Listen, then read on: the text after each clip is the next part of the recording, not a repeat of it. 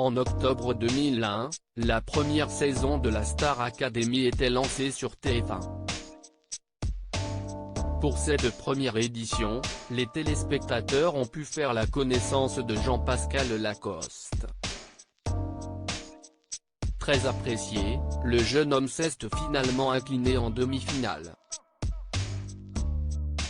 Invité de l'émission Non-Stop People présentée par Evelyne Thomas ce lundi 4 janvier, le chanteur a fait des confidences sur ses parents et a expliqué pourquoi il pense que sa participation à ce programme a été fatale pour son père.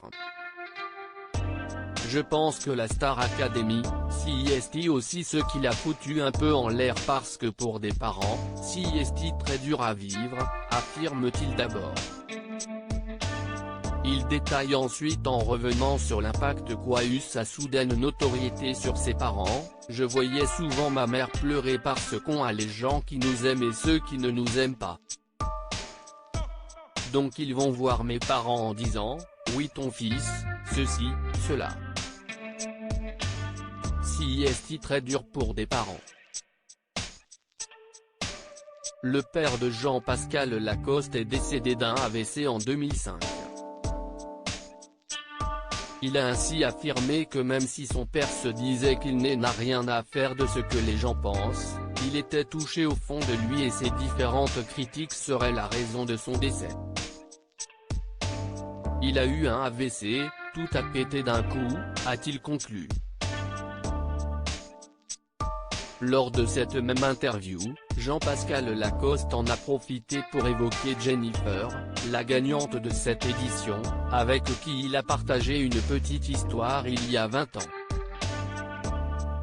C'était une belle amourette, je l'aimais beaucoup, a-t-il d'abord expliqué avant d'affirmer on s'est fait 3 bisous au château puis après on s'est un peu revu. Si cette amourette n'a été que de courte durée, le chanteur a affirmé qu'il ne s'était rien passé de plus puisque le château était rempli de caméras partout et qu'il était venu pour bosser. Pour rappel, les candidats devaient participer à différents cours de chant, de danse, de sport et de théâtre afin de perfectionner leur style artistique. De l'eau a coulé sous les ponts et les deux tourtereaux ont refait leur vie depuis. Ils s'étaient cependant retrouvés le 11 décembre dernier lors d'une émission de Touche pas à mon poste, présentée par Cyril Hanouna. Très réservés sur le plateau, ils avaient célébré leur retrouvaille dans les coulisses. La télé-réalité, une descente en enfer si de nos jours, les émissions de télé-réalité sont beaucoup plus scénarisées et les candidats savent dans quoi ils se lancent, ce n'était pas le cas au tout début. En effet, elles peuvent parfois laisser des traces et les candidats sombrent dans l'alcool ou la drogue. Si Jean-Pascal Lacoste a réussi à se reconstruire, notamment grâce au soutien de ses proches, cela n'a pas été le cas pour tout le monde. On peut faire référence à Loana, candidate du Loft Story en 2001 qui a très mal vécu sa soudaine notoriété et a tenté de mettre fin à ses jours à plusieurs reprises. Il y a également le cas de François Xavier, dit FX, qui a participé à Secret Story 3 en 2009. Il avait soudainement connu la gloire et n'avait pas supporté de retomber dans l'anonymat.